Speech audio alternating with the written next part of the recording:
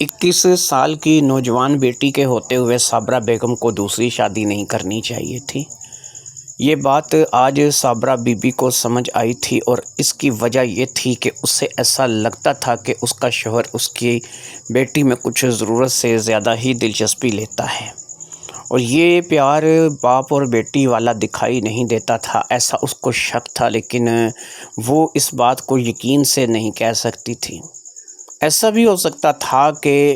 अकबर अली अपनी बेटी ही की तरह उसे समझता हो या उसे बेटी ही की तरह मानता हो, लेकिन साबरा ने हमेशा इस बात को महसूस किया था कि वो सौतेली बेटी होने के नाते ज़ाहिर बात है कि कुछ फ़ासला बना करके उसे बाप से रखना होगा, लेकिन वो फ़ासला बेटी की तरफ से तो कायम था, लेकिन वो फ़ासला बाप की तरफ से कभी भी कायम नहीं हुआ था। वो जब कभी काम से घर वापस लौट करके आता तो वो वालहाना अंदाज में उसके तरफ बढ़ता, उसे अपने साथ लिपटाने की कोशिश करता या फिर उसके साथ इस तरीके से बैठ करके बातें करता या फिर इस तरीके की कुछ हरकतें जो कि साबरा बीबी को नागवार गुज़र रही थी। उससे ऐसा लग रहा था कि ये कुछ ठीक नहीं हो रहा है, लेकिन ज़ाहिर बात है कि ये कोई ऐसी चीज़ें भी नहीं थीं कि जिसको लेकर के वो कोई वावेला खड़ा करती या फिर कोई ऐसी बात करती कि जिसको ले करके उसे ज़ाहिर बात है कि ये उसका शक था और शक की बुनियाद पर वो अपने शौहर पर या अपनी बेटी पर कोई बात नहीं रख सकती थी। नौरीन जानती थी कि वो उसका सौतेला बाप है, इसलिए वो हमेशा एक फ़ासला अपने बाप के साथ बना करके रखती थी। वो कोई छोटी बच्ची नहीं थी, 21 साल की एक नौजवान लड़की थी जो कि एक कॉलेज स्टूडेंट थी और पढ़ रही थी। बाप के मरने के बाद माँ को दूसरी शादी करनी पड़ी थी, हालात के हाथों तंग आकर के, और कुछ मजबूरियाँ और गुर्बत की वजह से माँ ने दूसरी शादी की थी। किराए के मकान को छोड़कर ये लोग अपने घर में मुंतकिल हो गए थे, यानी कि अकबर अली का मकान अब इनका अपना मकान था और ये वहाँ पर रहने लगे थे। अब ऐसे में ज़ाहिर बात है कि अकबर अली जो है वो नौरीन को अपनी बेटी समझ करके उससे वैसी ही वालहाना मोहब्बत करता था जैसी कि उसे अपनी बच्चों से करनी चाहिए थी। साबरा को इस बात का हमेशा एतराज़ रहता था। वो अकबर अली को लेकर के हमेशा वहम में मुब्तला रहती थी। उसके मन में यही था कि अकबर की मोहब्बत नौरीन के साथ वैसी नहीं है कि जैसी एक बाप की औलाद के साथ होनी चाहिए। अगर उसकी अपनी सगी औलाद भी होती तो शायद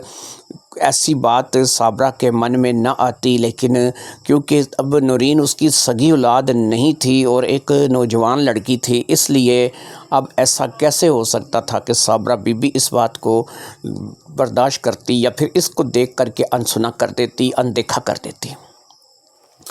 लेकिन मजबूरी ये थी कि कोई भी ऐसी चीज़ नहीं थी कि जिसकी तरफ वाज़े तौर पर जो है वो इल्ज़ाम तराशी की जाए और वाज़े तौर पर कुछ ऐसी बात की जाए कि जिसको लेकर के कोई हंगामा खड़ा किया जा सके, क्योंकि ज़ाहिर अमर है कि अकबर भी इस बात को समझता था कि उसकी हद क्या है, उसकी हद जो है वो कहाँ तक है और उससे क्या करना है, कैसे रहना है और किस तरीके से अपनी ज़िंदगी को गुजारना है। लेकिन बहरहाल जितना भी वो कर रहा था ये भी साबरा बीबी की समझ से बाहर था और साबरा बीबी अपनी बेटी को लेकर के अकबर के हवाले से परेशान थी। अकबर के मन में क्या था इस बात का साबरा को पता नहीं था, लेकिन साबरा बस इतना जानती थी कि उसकी बेटी जवान है और उसे अपने बाप से फ़ैसला बना करके रखना चाहिए और इसी बात का ख्याल अकबर को भी रखना चाहिए। लिहाजा ऐसा ही सिलसिला अब इस घर में चलता चला जा रहा था और वक्त गुज़रने के साथ साथ ये मोहब्बत और ज़्यादा बढ़ती चली जा रही थी। इसमें कुछ ना कुछ वालहानापन आता चला जा रहा था। नौरीन ने भी शायद इस बात को समझ लिया था कि ये बाप है, चाहे वो सौतेला ही सही, इसलिए वो उसे किसी बात से रोकती टोकती नहीं थी और उसे जो है बाप समझकर ही उससे बेपनाह मोहब्बत करती थी, क्योंकि वो एक غربت زدہ ماحول سے اٹھ کر کے یہاں پر آئی تھی۔ اکبر علی کا گھر اپنا تھا، اکبر علی کا کاروبار اچھا تھا، اکبر علی اس کے لیے وہ سب کچھ کر رہا تھا جو کہ ظاہری بات ہے کہ اس کا پہلا سگا باپ نہیں کر سکا تھا۔ سگا باپ تو ایک مزدور تھا جو کہ مستری کے ساتھ دہاڑی لگا کر کے آتا تھا اور اسی میں دونوں ماں بیٹی کو گزارا کرنا پڑتا تھا۔ کرائے کا مکان تھا، بل، گیس، بجلی، خرچے اخراجات، اور پھر سکول اور کالج کی پڑھائی بھی پوری نہیں ہو رہی تھی۔ یہ تو پرنسپل افضل صاحب کی جو ہے وہ ایک نیکی تھی جو کہ وہ عرصے دراز سے ان لوگوں کے ساتھ کرتے چلے آ رہے تھے کہ اس نے نہ صرف کہ سکول کی تعلیم نورین کو جو ہے وہ مفت دی تھی، بلکہ اس نے نورین کو جب کالج میں داخلہ لیا تھا تو تب بھی اس کے ساتھ مکمل سپورٹ کی تھی، اور اس نے کہا تھا کہ نورین جہاں تک پڑھنا چاہے گی، جیسا کرنا چاہے گی، اس کی کاپی کتاب یا پھر اسکول کی فیس یا پھر جو بھی چیز ہے جو کالج کی اس کے خرچے اخراجات ہوں گے، اس میں وہ بھرپور تعاون کریں گے، اور وہ اب تک تعاون کرتے چلے آ رہے تھے۔ لیکن جیسے ہی نورین کے والد کا انتقال ہوا اور اس کے انتقال کے بعد حالات بہت ہی برے ہو گئے، اور اس قدر برے حالات میں ظاہری بات ہے کہ صابرہ بی بی نہ تو گھر چلا سکتی تھی اور نہ ہی اپنی بیٹی کی تعلیم و تربیت کا خیال کر سکتی تھی۔ افضل صاحب کے بلبوتے پر اتنا تو تھا کہ چلو اس کی تعلیم ایک لمحے کے لیے مفت چل رہی تھی، اور اس کو کاپی کتاب، داخلے وغیرہ اور فیسوں وغیرہ کے سلسلے میں افضل صاحب کی طرف سے جو ہے وہ سپورٹ حاصل تھی۔ لیکن ظاہری بات ہے کہ گھر کو چلانے کے لیے تو اب افضل صاحب مزید سپورٹ نہیں کر سکتے تھے، وہ اتنا ہی کر سکتے تھے کہ جتنا ان کی اپنی ہمت تھی۔ لہٰذا افضل صاحب کے چلتے گھر تو نہیں چل رہا تھا، لیکن بچی ایک اچھے طریقے سے کالج جا رہی تھی، آ رہی تھی، اور اس کے کالج کے تمام تر اخراجات پورے ہو رہے تھے۔ ایسے میں چند گھروں کے کام کر کے یا لوگوں کے کام کر کے ایسے میں صابرہ بی بی کچھ نہ کچھ تو اپنی بیٹی کے لیے یا اپنے لیے کھانے کے لیے لے آتی تھی، کچھ نہ کچھ وہ اپنے گھر کا نظام چلا رہی تھی۔ لیکن یہ اتنا کافی نہیں تھا کہ جو باپ کی کمی کو پورا کر سکے۔ چلو ایسا ہے کہ اختر حسین تھوڑا کم ہی کما کر کے لاتا تھا، لیکن گھر کا چولہا اس سے جلتا تھا اور نظام جو ہے وہ چلتے رہتے تھے۔ لیکن اب اختر حسین کی موت کے بعد ظاہری بات ہے کہ صابرہ بی بی کے لیے یہ سب کچھ کرنا مشکل ہو گیا تھا، اور صابرہ بی بی جو ہے وہ ایسا کچھ بھی نہیں کر پا رہی تھی۔ پھر ایسا ہوا کہ ایک روز صابرہ بی بی جس گھر میں کام کرتی تھی وہ گھر ایک ایسے انسان کا تھا جس کا نام الطاف حسین تھا۔ الطاف حسین کی اپنی ایک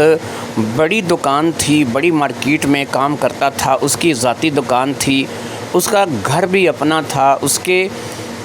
ہر لحاظ سے ایسا کہا جا سکتا ہے کہ وہ ایک ایسا شخص تھا کہ جو پوری طرح سے خوشحال تھا، جسے کسی چیز کی کمی نہیں تھی۔ اس نے صابرہ بی بی کے لیے اکبر علی کا رشتہ بتایا۔ اکبر علی رشتے میں اس کا کزن لگتا تھا، یعنی یہ کوئی سگا رشتہ نہیں تھا، لیکن وہ رشتے میں اس کا کزن لگتا تھا۔ اور اکبر علی کا رشتہ جب اس نے صابرہ بی بی کے سامنے رکھا اور یہ بتایا کہ اکبر علی کی عمر اس وقت 40 سے تجاوز کر چکی ہے، وہ قریب 45 سال کا ہے اور اب تک اس کی شادی نہیں ہوئی، جس کی بنیادی وجہ یہ ہے کہ اس نے شادی خود ہی نہیں کی۔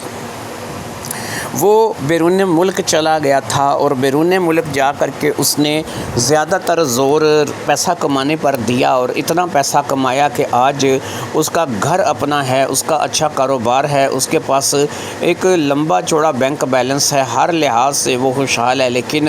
بس اسے خوشحالی اگر نصیب نہیں ہوئی تو وہ نہ تو بیوی بچوں کی شکل میں ہوئی اور نہ ہی کچھ اور رشتہ دار عزیزوں کی شکل میں ہوئی۔ میرا بھی وہ دور کا کزن لگتا ہے، لیکن وہ اپنے رشتہ داروں سے کٹ کر بالکل علیحدہ رہتا ہے، اس کی رشتہ داروں کے ساتھ نہیں بنتی۔ اس کا سوچنا اپنی جگہ بجا ہے کہ کل کو جب وہ اس حالت میں تھا کہ اس کے پاس ایک وقت کی روٹی کے پیسے نہیں ہوتے تھے اور دوسرے وقت کے کھانے کے لیے وہ ترستا تھا، اس وقت کوئی رشتہ دار، کوئی عزیز، کوئی پیارے سے پیارا بھی اس کے نزدیک نہیں گیا اور اس نے جو ہے اسے اس کے حال پر چھوڑ دیا۔ اب ایسے میں ظاہری امر ہے کہ آج اگر اس کے پاس دولت آ گئی ہے، آج اس کے پاس اپنا گھر ہے، اپنا کاروبار ہے، لمبا چوڑا بینک بیلنس ہے اور ہر لحاظ سے وہ خوشحال ہے، تو وہ ان لوگوں کو نہیں پوچھے گا۔ کیوں نہیں پوچھے گا؟ کہ ظاہری بات ہے کہ وہ اس کے برے وقت کے ساتھی نہیں تھے۔ الطاف کی باتوں سے صابرہ بی بی نے اس بات کا اندازہ لگایا کہ اگر وہ یہ شادی کر لے تو اس کی بیٹی کم از کم خوشحال رہے گی۔ وہ اس وقت 40 سال کی تھی اور ظاہری بات ہے کہ ایک 40 سال کی خاتون ایک 45 سال کے شخص کے ساتھ شادی کر سکتی تھی۔ لہٰذا صابرہ بی بی نے الطاف حسین کے کہنے پر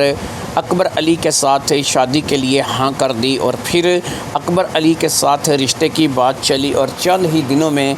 سادگی کے ساتھ یہ نکاح ہو گیا۔ نورین اپنے گھر کے حالات جانتی تھی، اسے پتہ تھا کہ وہ جب کالج سے گھر واپس آتی ہے تو کبھی اسے نمک مرچ گھول کر کے اس کے ساتھ روٹی بھگو کر کے کھانی پڑتی ہے، کبھی وہ سبز مرچ کو تھوڑا سا گھی میں فرائی کر کے اس کے ساتھ روٹی کھاتی ہے اور کبھی وہ اسی طریقے سے کچھ بچا کچھا کھا کر کے گزارا کرتی ہے۔ کبھی ایسی روٹیاں جو کہ بچ چکی ہوتی ہیں ان کو پانی میں بھگو کر کے بھی اسے کھانا پڑتا ہے۔ ایک نوجوان لڑکی جو کہ دکھنے میں بہت ہی زیادہ خوبصورت تھی، جو کہ کسی بھی لحاظ سے کسی بھی چیز سے کم نہیں تھی، اس بچی کو ایک ایسی زندگی گزارنی پڑ رہی تھی اور ظاہری بات ہے کہ یہ اسی وجہ سے تھا کہ اس نے ایک غریب گھر میں جنم لیا تھا اور اس غربت کے چلتے اس بیچاری کے ساتھ ایسا ہو رہا تھا۔ لہٰذا اب اس نے، جبکہ اس کی والدہ نے اس بات کے لیے آمادگی کا اظہار کیا تھا کہ وہ اکبر علی کے ساتھ شادی کرے گی، تو نورین بھی من ہی من اس رشتے کو لے کر کے خوش تھی کہ چلو سوتیلا ہی صحیح لیکن باپ ملے گا اور کھانے پینے کو ملے گا، جیسا کہ اس کے بارے میں بتایا جا رہا ہے کہ وہ ایک ایسا شخص ہے کہ جس کے پاس کسی چیز کی کمی نہیں۔ تو ظاہری بات ہے کہ امی کے ساتھ شادی کرنے کے بعد وہ شخص جو ہے وہ ہمارے لیے جو ہے رحمت کا فرشتہ ثابت ہوگا اور ہم لوگوں کو بھی ہر وہ چیز ملے گی جس کی ہم لوگ تمنا کرتے ہیں۔ اکبر علی اسی شہر میں رہتا تھا لیکن اس کا علاقہ تھوڑا سا دور تھا۔ وہ ایک رچ اور پوش علاقہ کہلاتا تھا، زیادہ تر کوٹھیوں بنگلوں پر مشتمل ایک ایسا علاقہ تھا کہ جہاں پر لوگ رہتے تھے۔ یہاں پر ایک بڑا گھر تھا جسے کوٹھی کہا جا سکتا تھا اور اسی کوٹھی میں ظاہری بات ہے کہ بیاہ کر کے صابرہ بی بی آ گئی تھی اور پھر نورین کی ماں نے باقاعدہ شادی کر لی تھی۔ لیکن شادی کے کچھ عرصے بعد ہی نورین کی ماں یعنی صابرہ کو اس بات کا احساس ہونے لگا کہ یہ جو محبت ہے یہ کچھ ضرورت سے زیادہ ہی ہے۔ اس میں دو آپشن تھے، پہلا کہ یہ کہ اسے آج تک بیوی بچوں کا پیار نصیب نہیں ہوا تھا اور اس نے اپنی زندگی جو ہے وہ اپنے بچوں کے بیوی کے بغیر گزار دی تھی۔ تو ایسے میں ظاہری بات ہے کہ اسے ایسا لگ رہا تھا کہ وہ شاید پیار کا بھوکا ہے اور اس نے نورین کو واقعی اپنی بیٹی کی طرح اپنا لیا ہے۔ اور دوسرا آپشن یہ تھا کہ اس کے من میں وہم بیٹھ گیا تھا، اس کے اندر کچھ خیالات تھے جو کہ بیٹی کو لے کر کے اور اپنے اس شوہر کو لے کر کے ٹھیک نہیں تھے، لیکن وہ کیا کر سکتی تھی؟ فی الحال اس کو کوئی ایسا موقع نہیں مل رہا تھا یا کوئی ایسی بات نہیں مل رہی تھی کہ جس کو لے کر کے وہ الزام تراشی کر سکے یا پھر اس بات کو کہہ سکے کہ یہ واقعہ ہی جو وہ سوچتی ہے وہ درست ہے۔ لہٰذا زندگی اسی ڈگر پر چلتی رہی۔ ایک وہم جو صابرہ کے من میں بیٹھ چکا تھا وہ بالکل اپنی جگہ قائم تھا۔ اسے ایسا لگتا تھا کہ اکبر علی سوتیلا باپ ہے اور اس سے بیٹی کے ساتھ کچھ فاصلہ رکھنا چاہیے اور نورین کو بھی فاصلہ رکھنا چاہیے۔ نورین تو شاید اس بات کی کوشش کرتی تھی اور اس بات کو باقاعدہ صابرہ بی بی نے محسوس بھی کیا تھا، لیکن اکبر کی طرف سے یہ فاصلے ختم ہوتے چلے جا رہے تھے اور اکبر کی طرف سے ایک وہم تھا جو کہ ظاہری بات ہے کہ صابرہ بی بی کے من میں بیٹھ چکا تھا۔ لیکن کیا کیا جا سکتا تھا؟ یہاں پر ہر اس چیز کی سہولت تھی کہ جو کبھی ان ماں بیٹی نے سوچی بھی نہیں تھی۔ انہیں کھانے کے لیے اچھا مل رہا تھا، لگانے پہننے کے لیے اچھا مل رہا تھا، سواری تھی، اچھا کاروبار تھا، ہر چیز کی سہولت تھی، صابرہ بی بی کی زندگی بدل کر کے رہ گئی تھی۔ اس نے واقعی اس واضح طور پر اس بات کو محسوس کر لیا تھا کہ یہاں پر اکبر علی کے ساتھ شادی کرنے کے بعد اس نے اپنی زندگی کی وہ خوشیاں دیکھنی شروع کر دی تھی کہ جو آج تک اسے کبھی بھی اختر حسین کی زوجیت میں نصیب نہیں ہوئی تھی۔ 45 سال کا ایک شخص جو کہ ظاہری بات ہے کہ ایک 40 سال کی بیوہ سے شادی کر بیٹھا تھا، وہ شخص نہ صرف کہ اچھا خاصا مرد تھا، ہر لحاظ سے وہ مکمل طور پر اپنے آپ کو ایک تندرست اور فٹ انسان کہہ سکتا تھا، اور اس میں کوئی کسی قسم کا شک نہیں تھا۔ صابرہ بی بی کو سچ پوچھیں تو اپنی پچھلی شادی میں یہ سب کچھ حاصل ہی نہیں ہوا تھا، اس نے کبھی ان چیزوں کو محسوس ہی نہیں کیا تھا۔ یہ شخص کچھ ضرورت سے زیادہ ہی صحت مند تھا، ضرورت سے زیادہ ہی تگڑا تھا، اور صابرہ بی بی اسے لے کر کے کچھ زیادہ ہی خوش تھی اور اپنی زندگی کو اچھے طریقے سے انجوائے کر رہی تھی۔ میاں بیوی کے اپنے جو معاملات ہوتے ہیں ان کے تحت ان کے درمیان جو کچھ بھی تھا وہ اس قدر زیادہ اچھے طریقے سے ہوتا تھا کہ ظاہری بات ہے کہ صابرہ بی بی نے کبھی ایسا تصور بھی نہیں کیا تھا۔ اختر حسین کے وقت پہ بھی اسے ایسی چیزیں نہیں ملی تھیں، ایسی باتیں نہیں ہوئی تھیں کہ جو آج اس کے ساتھ ہو رہی تھی، اس لیے اس نے اللہ کا شکر ادا کیا تھا۔ اس نے اس بات کو لے کر کے یہ اللہ تعالیٰ کا شکر ادا کر رہی تھی کہ مجھے جو ہے وہ ایک کامل مرد ملا ہے، مجھے ایک ایسا شخص ملا ہے کہ جو ہر لحاظ سے تندرست ہے۔ شادی کے قریب 2 سال بعد جب کہ اس کی اکبر علی سے شادی ہو چکی تھی، اب اس کی طبیعت کچھ ناساز رہنے لگی۔ صابرہ کو اپنے اندر ایک عجیب سی کمزوری کا احساس ہونے لگا۔ کبھی کبھار اسے چکر آ جاتے، کبھی کبھار جو ہے وہ بیٹھے بیٹھے ایسے گر سی جاتی، بالکل بے جان سی ہو جاتی، تھوڑی دیر میں بالکل ٹھیک ہو جاتی، اور اسی قسم کے معاملات اس کے ساتھ چلتے رہے۔ جب اس نے اکبر علی کو اس بارے میں بتایا تو اکبر علی نے اس کا باقاعدہ میڈیکل چیک اپ کرایا، اور میڈیکل چیک اپ میں یہی آیا کہ بس کمزوری ہے، اس کے علاوہ کچھ بھی نہیں ہے۔ کمزوری کے تحت اسے ایسا کچھ ہو رہا ہے۔ اس کی رپورٹیں سب کچھ جو بھی تھا وہ درست آ رہا تھا، اور اس درست رپورٹ کے چلتے ظاہری بات ہے کہ وہ اپنے آپ کو تندرست ہی محسوس کرے گی، کیونکہ ظاہری بات ہے کہ نہ تو اس کے خون میں کچھ تھا، نہ اس کو کوئی اور ایسا نظام تھا کہ جس کے تحت اسے بیمار عورت تصور کیا جائے۔ لیکن پتہ نہیں کیا تھا کہ وہ دن بدن اپنے آپ کو ویک کمزور محسوس کرنے لگی تھی۔ اسے ایسا محسوس ہو رہا تھا کہ جیسے کہ اب اس کی صحت جو ہے وہ ڈلتی چلی جا رہی ہے۔ لیکن 42-43 سال کی عمر میں ایک خاتون جسے کھانے پینے کو بھی اچھا میسر ہو، اس کی صحت گرتی کیسے چلی جا رہی ہے، یہ بات ظاہری بات ہے کہ اس کی سمجھ سے بالا تر تھی۔ لیکن بہرحال اب وہ بیمار رہنے لگی تھی، اور رفتہ رفتہ جو ہے وہ چارپائی کے قریب ہوتی چلی جا رہی تھی، اور پھر ایسا ہوا کہ واقعی وہ کام کاج کرنے سے بھی آوازار ہو گئی، اور اس کا کام کاج کرنا بھی مشکل ہو گیا۔ اس کے ہاتھ پاؤں جڑنے لگے تھے، اس کو اب وہ کام کاج جو ہے وہ نہیں کر سکتی تھی، اس کی صحت گرتی چلی جا رہی تھی۔ ایسے میں اکبر علی نے گھر کے لیے باقاعدہ ایک ملازمہ کا انتظام کر لیا، جو کہ آتی تھی، کھانا وغیرہ بنا کر کے صفائی کر کے چلی جاتی تھی، اور ظاہری بات ہے کہ یہ صابرہ بی بی کے لیے بہت ہی زیادہ جو ہے وہ اس وقت مدد تھی، کیونکہ صابرہ بی بی اب ہاتھ پاؤں چھوڑتی چلی جا رہی تھی اور کام کرنے کے قابل نہیں رہی تھی۔ نورین نے بی اے کمپلیٹ کر لیا تھا، اب اس نے کالج کو چھوڑنے کا فیصلہ کر لیا تھا، کیونکہ اس کے ذہن میں صرف ایک ہی بات چل رہی تھی کہ اس نے کون سا کوئی جاب کرنی ہے، یا پھر کسی جگہ جا کر کے جو ہے وہ اس نے اپنی اس تعلیم کو جو ہے وہ استعمال کرنا ہے۔ اسے ایک اچھا گھر میسر آ گیا تھا، کھانے پینے کو میسر آ گیا تھا، لہٰذا بی اے کے بعد اس نے بھی اپنی تعلیم کو خیر آباد کہہ دیا، اور بی اے کمپلیٹ کرنے کے بعد وہ بھی گھر بیٹھ گئی۔ کچھ کام وہ نوکرانی آ کر کے کر جاتی تھی، اور کچھ کام جو ہے وہ نورین جو ہے وہ گھر میں رہ کے ماں کا ہاتھ بٹاتی تھی۔ اس سے بھی بڑی عجیب سی فیلنگ ہو رہی تھی کہ اس کی جو ماں ہے وہ دن بدن کمزور ہوتی چلی جا رہی ہے، اور اس کی ماں جو ہے اب چلنے پھرنے سے بھی معذور ہوتی جا رہی ہے، حتیٰ کہ کسی ڈاکٹر کے پاس کسی ہاسپٹل لے کر کے جانا پڑتا ہے تو تب بھی اسے بڑی مشکل سے جو ہے وہ گاڑی تک لے جایا جاتا ہے، حتیٰ کہ یہ سنگل منزل کوٹھی تھی، اس کے اوپر ڈبل منزل نہیں بنی ہوئی تھی، صرف ایک ہی منزل تھی، لیکن یہ ہے کہ اس ایک منزل کوٹھی میں بھی اسے گاڑی تک لے کر کے آنا، اور اسے سمجھ لو کہ ایسے لایا جاتا تھا کہ آدھا اسے اٹھا کر کے لایا جاتا تھا، آدھا وہ چل کر کے آتی تھی، اور یہ صورتحال جو ہے وہ اس کی سمجھ سے بالاتر ہوتی چلی جا رہی تھی۔ نہ تو نورین کو اس بات کی سمجھ آ رہی تھی کہ اس کی ماں کے ساتھ کیا ہو رہا ہے، اور نہ ہی خود صابرہ کو سمجھ آ رہی تھی کہ اس کے ساتھ کیا ہو رہا ہے۔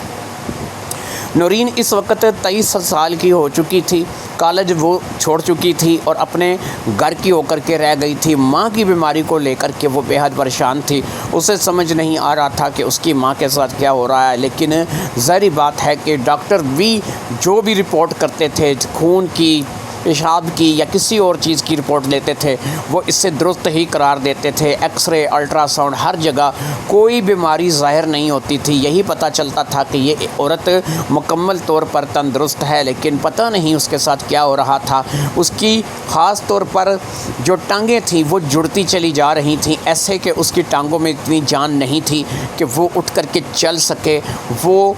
خود اپنے پیروں پر کھڑی ہو سکے، وہ کچھ کر سکے، بھاگ سکے، دوڑ سکے۔ یہ وہ چیزیں تھیں کہ جو نہ تو میڈیکل سائنس کی سمجھ میں آ رہی تھیں، اور نہ ہی خود صابرہ بی بی کو اور نورین کو اس بات کا پتہ چل رہا تھا کہ ان کے ساتھ کیا ہو رہا ہے۔ روز روز ڈاکٹر کے پاس جانے سے بہتر یہی تھا کہ اسے باقاعدہ ہاسپٹل میں ایڈمٹ کر دیا گیا، اور صابرہ کو ہاسپٹل ایڈمٹ کرنے کے بعد ظاہری بات ہے کہ اب نورین یا تو اس کا دھیان رکھتی یا پھر وہی گھر کی ملازمہ جو رکھی ہوئی تھی، لیکن ظاہری بات ہے کہ ملازمہ تو دھیان نہیں رکھ سکتی تھی، وہ تو صرف کام کاج کرنے کے لیے آتی تھی اور کام کاج کر کے چلی جاتی تھی، لہٰذا اب نورین ہی اپنی والدہ کا دھیان رکھنے لگی، اور اس کا زیادہ تر وقت اپنی والدہ کے ساتھ جو ہے وہ ہاسپٹل میں گزرنے لگا۔ جس ہاسپٹل میں اسے داخل کروایا گیا تھا، اس ہاسپٹل میں صرف ایک ہی آدمی کے رکنے کی گنجائش تھی، اور ظاہری بات ہے کہ ایک ہی شخصیت اگر رک سکتی تھی تو نورین ہی اپنی ماں کے پاس رک سکتی تھی۔ یہاں پر بھی آ کر کے اسے دوائیاں، ٹیسٹ، سب کچھ مراحل سے گزارا گیا، لیکن کچھ بھی سمجھ میں نہیں آ رہا تھا۔ اس کی کیفیت کو دیکھ کر کے کوئی ڈاکٹر، کوئی نرس، کوئی سرجن اس بات کو سمجھ نہیں پا رہا تھا کہ صابرہ بی بی کے ساتھ کیا ہو رہا ہے۔ ایک روز جب نورین اپنی ماں کو چھوڑ کر کے، کیونکہ وہ ہاسپٹل سے اکثر گھر آ جایا کرتی تھی اور اسے اس بات کا اطمینان ہوتا تھا کہ ماں اس وقت سو رہی ہے، وہ 2-3 گھنٹے بعد اٹھے گی، چلو یہ 2-3 گھنٹے میں گھر میں گزارا ہوں، کیونکہ ہاسپٹل کی زندگی تو ایسی زندگی تھی کہ نہ اسے رات میں کوئی سکون نصیب ہوتا تھا، نہ اسے دن میں کوئی نصیب ہوتا تھا، اور اسے اسی طریقے سے اپنی ماں کی دیکھ بھال میں اپنا وقت گزارنا پڑتا تھا۔ لہٰذا اس روز وہ گھر آئی تو اس کا ارادہ تھا کہ وہ 2-3 گھنٹے سو لے گی، آرام کر لے گی، اور ظاہری بات ہے کہ وہ اپنی والدہ کے پاس پھر اس کے بعد دوبارہ چلی جائے گی، اور اس کا جو بھی دھیان رکھنا ہوگا وہ رکھ سکے گی۔ ایسے میں وہ گھر آ گئی تھی، اور گھر آ کر کے اس کا سامنا جو ہے وہ بشیرہ بی بی سے ہوا، جو کہ اس کے گھر کی نوکرانی تھی۔ بشیرہ بی بی ایک نیک سیرت، اچھی نوکرانی تھی، اور اس نے کبھی بھی ان کی غیر موجودگی میں کوئی فائدہ اٹھانے کی کوشش نہیں کی تھی۔ اس نے کبھی ایسا نہیں کیا تھا کہ اس نے گھر میں اگر یہ موجود نہیں ہے تو گھر سے کوئی چیز چرا کر کے لے جائے یا پھر کوئی بے ایمانی کرے۔ وہ انتہائی ایمانداری سے اپنا کام سر انجام دیتی تھی، اور اسی طریقے سے وہ اس چیز کو چلتی جا رہی تھی۔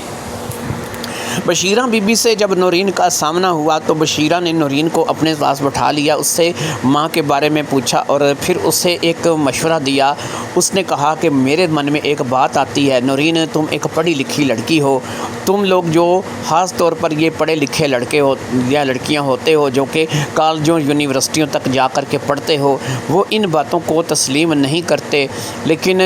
میں پھر بھی تمہیں جو ہے تمہاری ماں کی بہتری کے لیے ایک مشورہ دوں گی، ایک بات میں تمہیں تمہاری ماں کی بہتری کے لیے بتاؤں گی، کبھی جا کر کے اس بارے میں بھی پوچھ لینا، کبھی کسی سے مل کر کے اس بارے میں بھی مشورہ کر لینا۔ مجھے ایسا لگتا ہے کہ تمہاری ماں پر کوئی جادو ٹونا کرایا گیا ہے، کوئی ایسا کالا علم کروایا گیا ہے کہ جس کے چلتے تمہاری ماں جو ہے وہ بستر کی ہو کر کے رہ گئی ہے۔ اس کے لیے اس نے اپنے ہی محلے کی ایک عورت کا حوالہ دیا جو کہ اسی طریقے سے جیسے کہ صابرہ چلتی پھرتی کھاتی پیتی تھی، اس عورت کا حوالہ دیتے ہوئے اس نے بتایا کہ اس عورت کے اوپر کسی نے کالا علم کروا دیا تھا اور جادو کا پتلا لگا دیا تھا، جس کے چلتے وہ بیچاری اپنی ٹانگوں سے اپنے بازوؤں سے بالکل معذور ہو گئی تھی اور اس نے تڑپ تڑپ کر کے اپنی جان دی۔ ڈاکٹر سرجن کوئی بھی اس کی رپورٹ میں اس کی بیماری کو ثابت نہیں کر سکا اور یوں ہوا کہ وہ بیچاری اسی حالت میں دنیا سے چلی گئی، اور اس کے دنیا سے چلے جانے کے بہت عرصے بعد پھر ایسا ہوا کہ وہ شخص جس نے اس کے اوپر جادو کروایا تھا وہ سخت بیمار پڑ گیا۔ یہ قدرت کی طرف سے شاید عذاب تھا جو کہ اس پر آیا تھا۔ وہ سخت بیمار پڑا تو اس سے ایسا محسوس ہوا کہ اب وہ بچ نہیں پائے گا اور اس کی زندگی جو ہے وہ اسی طریقے سے ختم ہو جائے گی۔ اس بات کو لے کر کے اپنے آخری وقت میں اس نے اس بات کا انکشاف کیا کہ اس نے نہید پر کالا علم کروایا تھا اور باقاعدہ اس کے اوپر پتلے لگوائے گئے تھے، اور ان پتلوں کے چلتے نہید جو ہے وہ بیمار پڑی اور پھر نہید جو ہے وہ دنیا سے چلی گئی۔ لہٰذا نہید تو اب نہیں ہے۔ اس نے نہید کے بچوں سے ہاتھ جوڑ جوڑ کر کے معافی مانگی کہ مجھے معاف کر دو تاکہ میری جان جو ہے وہ آسانی سے نکل جائے اور مجھے جو ہے وہ رب اس بات کے لیے معاف کرے۔ لہٰذا اس نے جیسے ہی معافی مانگی دوسرے تیسرے دن اس کا انتقال ہو گیا۔ شاید اس کی معافی قبول ہو گئی تھی اور اللہ نے بھی اسے معاف کر دیا تھا اور وہ شخص دنیا سے چلا گیا۔ تم لوگ کیونکہ آج کے پڑھے لکھے ہو، کالج یونیورسٹیوں سائنسوں میں پڑھے ہوئے ہو، تم ان چیزوں کو تسلیم نہیں کرتے، لیکن ایک بات یاد رکھو کہ اگر اللہ ہے تو اللہ نے شیطان کو بھی پیدا کیا ہے۔ شیطان بھی ہے اور شیطانیت بھی ہے۔ ایسے بہت سے عملیات، ایسی بہت سی چیزیں ہوتی ہیں۔ اگر تم اپنی ماں کا علاج کسی سیانے سے کرواؤ، کسی ایسے شخص کے پاس جاؤ کہ جو تمہاری والدہ کو لے کر کے تمہیں یہ بتا سکے کہ تمہاری والدہ کے اوپر واقعی میں جادو کیا گیا ہے، کیونکہ مجھے نہیں لگتا کہ مالکن کو جو ہے وہ کوئی بیماری ہے اور اس بیماری کے چلتے ڈاکٹر لوگ اس کا کچھ علاج کر پائیں گے۔ نورین اگرچہ آج کی پڑھی لکھی لڑکی تھی، اسے سمجھ تھی کہ واقعی جادو ٹونا نام کی کوئی چیز نہیں ہوتی اور یہ آج کے دور میں نہیں تسلیم کیا جاتا، لیکن وہ یہ بھی جانتی تھی کہ اس کی ماں اس کے ہاتھوں سے نکلی چلی جا رہی ہے۔ اس کی ماں عادی نہیں رہی تھی، اس کی صحت دن بدن گرتی چلی جا رہی تھی۔ کوئی ڈاکٹر، کوئی سرجن اس کی بیماری کو سمجھنے سے قاصر تھا، اسے سمجھ نہیں پا رہا تھا کہ کیا ہے کیا نہیں ہے۔ ایسے میں ظاہری بات ہے کہ نورین کسی بات کا رسک نہیں لے سکتی تھی، اور نورین نے اس بات کا فیصلہ کیا کہ وہ کسی ایسے شخص کے پاس جائے گی جو کہ ان چیزوں کے بارے میں جانتا ہو اور ان چیزوں سے متعلق جو ہے اس کی معلومات ہو۔ لہٰذا اس نے بشیرہ بی بی سے ہی کہا کہ مجھے خود ہی تم کچھ بتا دو کہ مجھے کسی ایسے شخص کے پاس جانا ہے جو کہ ایسا کام کرتا ہو جو کہ میری ماں کے لیے کچھ کر سکے۔ لہٰذا اب بشیرہ بی بی کے کہنے پر سید چراغ دین نام کا ایک نام سامنے آیا اور اس نے بتایا کہ سید چراغ دین صاحب ہیں جو کہ یہاں سے کچھ فاصلے پر، یعنی کہ اس جگہ اس شہر میں نہیں رہتے لیکن شہر سے کافی فاصلے پر گھنٹے ڈیڑھ گھنٹے کا راستہ ہے آنے جانے کا، تو اس میں وہ وہاں پر رہتے ہیں، گاؤں میں ہوتے ہیں، سادہ سے بندے ہیں، کوئی کسی سے پیسہ نہیں لیتے اور وہ جو ہے وہ اس قسم کا کام کرتے ہیں۔ اگر کسی کے اوپر کوئی جادو ٹونا، کوئی بندش ہو تو اس کو وہ ختم کرتے ہیں۔ باقی یہ ہے کہ گھنٹہ ڈیڑھ گھنٹہ جانے میں اور گھنٹہ ڈیڑھ گھنٹہ آنے میں لگتا ہے، تو تمہیں اس کے لیے پورا ٹائم جو ہے وہ نکال کر کے جانا پڑے گا اور وہاں پر جا کر کے اس کے بارے میں پتہ کرنا پڑے گا۔ اب یہ بات اتنی آسان نہیں تھی جتنی کہی جا رہی تھی، کیونکہ بشیرہ کو سب سے پہلی بات یہ ہے کہ نورین اپنے ساتھ لے کر کے جاتی، اکیلی نورین وہاں پر نہیں جا سکتی تھی۔ دوسرا یہ ہے کہ ماں ہاسپٹل میں تھی، اسے کس کے سہارے چھوڑ کر کے جایا جائے گا؟ 3 گھنٹے تو حالی آنے جانے میں لگ جائیں گے اور کم سے کم 1 گھنٹہ تو وہاں پر بھی گزارنا پڑے گا، یعنی کہ 4 گھنٹے یا اس سے کچھ زیادہ یا کم بھی لگ سکتا ہے۔ اور اس کے لیے ظاہری بات ہے کہ اتنا ٹائم جو ہے وہ اگر ہاسپٹل والے ڈاکٹر نرسیں اسے دیں، لہٰذا ایک نرس جس کا نام ریحانہ تھا اس کے ساتھ نورین کی بھی اچھی بنتی تھی۔ نورین نے ریحانہ سے مل کر کے اسے اس بارے میں بتایا۔ ریحانہ ریحانہ اگرچہ خود ایک نرس تھی ان باتوں کو نہیں مانتی تھی، لیکن اس نے کہا کہ ٹھیک ہے، جیسا تمہاری امی کی کنڈیشن ہے، تم اگر اپنی امی کی جان کو بچانے کے لیے ہاتھ پاؤں مارتی ہو تو مجھے اس پہ کوئی اعتراض نہیں ہے۔ ہم لوگ واقعی میڈیکل سائنس والے یا پھر پڑھے لکھے لوگ ان باتوں کو تسلیم نہیں کرتے، لیکن بہرحال ہمارے بھی بڑے بوڑھے یہی کہتے ہیں کہ ان چیزوں میں حقیقت ہوتی ہے، جادو ٹونا نام کی بھی کوئی چیز ہوتی ہے، اور تم اگر جانا چاہتی ہو تو چلی جاؤ۔ میں اس بات کا وعدہ کرتی ہوں کہ ان 4 سے 5 گھنٹوں کے اندر جب تک تم واپس نہیں آ جاتی میں تمہاری ماں کے پاس رہوں گی اور ہر چیز کا خیال رکھوں گی۔ اگر مجھے کوئی دوائی وغیرہ بھی لانی پڑی تو میں یہاں ہاسپٹل سے انتظام کروں گی یا پھر باہر جا کر خود لے آؤں گی، لہٰذا تم چلی جاؤ۔ ریحانہ کی اس تعاون کے بعد ظاہری بات ہے کہ نورین نے یہ سوچ لیا تھا کہ وہ بشیرہ کو ساتھ لے کر کے چلی جائے گی، لہٰذا اگلے روز صبح ہی ریحانہ کے سپرد اپنی ماں کی ذمہ داری کرنے کے بعد نورین وہاں سے چلی گئی اور نورین جو ہے اس کو لے کر کے بشیرہ کے ساتھ اس گاؤں کی طرف روانہ ہو گئی۔ اس گاؤں میں ایک بس جاتی تھی اور اس بس کے ذریعے سے وہ قریب 1.5 گھنٹے کے اندر اس گاؤں کے بالکل قریب جا کر کے اتر گئے اور پھر تھوڑا سا پیدل چلنے کے بعد وہ سید چراغ شاہ کے گھر چلے گئے۔ سید چراغ شاہ واقعی ایک درویش سا انسان تھا، اس نے ان سے کسی قسم کے کوئی پیسے کا مطالبہ نہیں کیا۔ 2-4 لوگ ان سے پہلے اور بھی بیٹھے تھے، لہٰذا ان لوگوں کی رخصتی کے بعد ان لوگوں کی باری آئی تو انہوں نے اپنا مسئلہ ان کے سامنے بیان کیا۔ اب اس نے کہا کہ ایسا ہے کہ جو بندہ بیمار ہوتا ہے اس کی قمیض لے کر کے آنی پڑتی ہے، تم لوگ قمیض لائے ہو۔ بشیرہ بی بی کیونکہ اس بات سے واقف تھی اس لیے اس نے صابرہ بی بی کی ایک قمیض جو کہ ابھی پہن کر کے اس نے اتاری تھی لیکن وہ کپڑے ابھی دھلے نہیں تھے، وہ قمیض جو ہے وہ اس کے آگے رکھ دی۔ اب سید چراغ شاہ نے اس قمیض کو لے کر کے اکٹھا کیا اور اس کے اوپر کچھ پڑھائی شروع کر دی، اور اس پڑھائی کے بعد اس نے اس بات کا فیصلہ کیا کہ یہ ایک جسمانی بیماری ہے، اس کا کسی بھی روحانی بیماری سے کوئی تعلق نہیں ہے۔ وہ باقاعدہ جو ہے ایک ایسے مرض میں مبتلا ہے کہ جس کی سمجھ جو ہے وہ واقعی کسی کو نہیں آ رہی ہے، لیکن یہ ایک جسمانی بیماری ہے، اس کا جادو ٹونے سے یا کسی پتلے سے یا کسی تویز سے کوئی واسطہ یا تعلق نہیں ہے، اور یہ وہ 100% گارنٹی سے کہہ رہے ہیں۔ جادو ٹونا ہوتا تو اس قمیض کے ذریعے سے ظاہر ہو جاتا اور پتہ چل جاتا کہ ہے یا نہیں ہے۔ نورین نے کہا کہ پھر شاہ جی مجھے ایک بات بتائیں کہ یہ کیسی بیماری ہے جو کہ ڈاکٹروں کی سمجھ میں نہیں آ رہی ہے، اور کچھ ایسا ہے کہ جو میری والدہ کے ساتھ ہوتا چلا جا رہا ہے، وہ دن بدن گلتی چلی جا رہی ہے اور سمجھ میں نہیں آ رہا کہ اس کے ساتھ کیا ہو رہا ہے۔ مجھے اپنی والدہ کو لے کر کے فکر لگی ہوئی ہے، اگر یہی حال رہا تو میری والدہ جو ہے وہ شاید جی نہیں سکے گی، اور شاید میں اب آگے الفاظ ادا نہیں کر سکتی، میرے اندر وہ ہمت نہیں ہے کہ میں اپنی والدہ کے لیے کچھ ایسے الفاظ بولوں۔ چراغ شاہ نے کہا کہ دیکھو ایسا ہے کہ ہر چیز جو ہے وہ ڈاکٹر نہیں ہوتا، کچھ چیزیں ایسی ہوتی ہیں کہ جو بہت سی لوگ جانتے ہوتے ہیں اور بہت سی چیزوں کی سمجھ انہیں ہوتی ہے،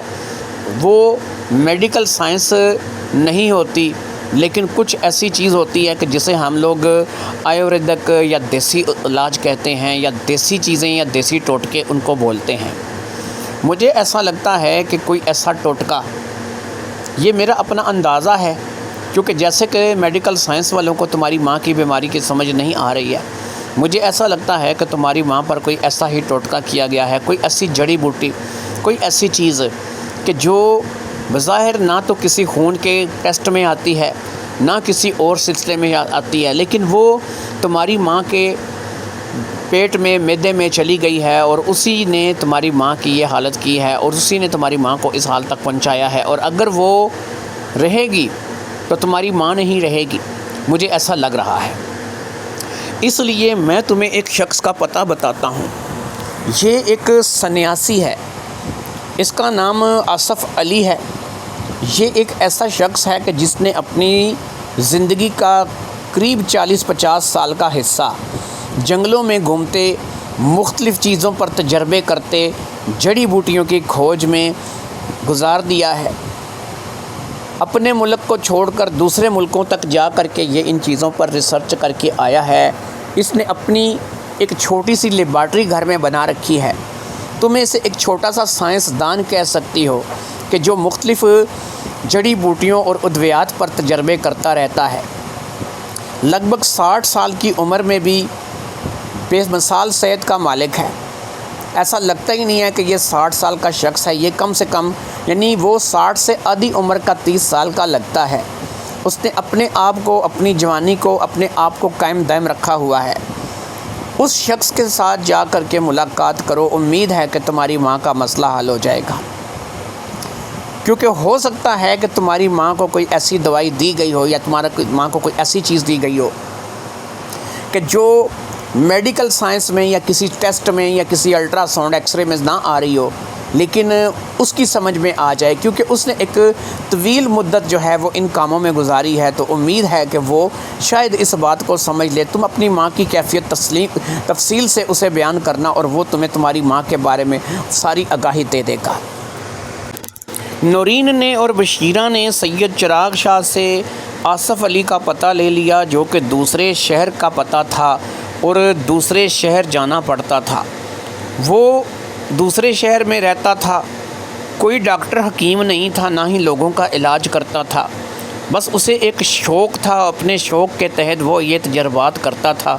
اس کے گھر کا پتہ، اس کی مکمل ڈیٹیل جو ہے وہ بتا دی گئی، اور اس طریقے سے نورین اور بشیرہ بی بی واپس گھر آ گئی۔ گھر آنے کے بعد ظاہری بات ہے کہ بشیرہ بی بی نے گھر کو سنبھالنا تھا، آج کا کام دیکھنا تھا، اور نورین نے ماں کے پاس واپس جانا تھا۔ اب اس نے ایک دفعہ پھر ریحانہ سے اس سلسلے میں بات کی اور اسے اس شخص کے بارے میں بتایا، اور جب ریحانہ سے اس سلسلے میں بات کی اور نورین نے اس شخص کے بارے میں بتایا تو ریحانہ کہنے لگی، ہاں میں اس شخص کو جانتی ہوں۔ ایسا ہے کہ آج سے کوئی 3 سال پہلے میرے ایک عزیز کی بیماری کا پتہ نہیں چل رہا تھا، اور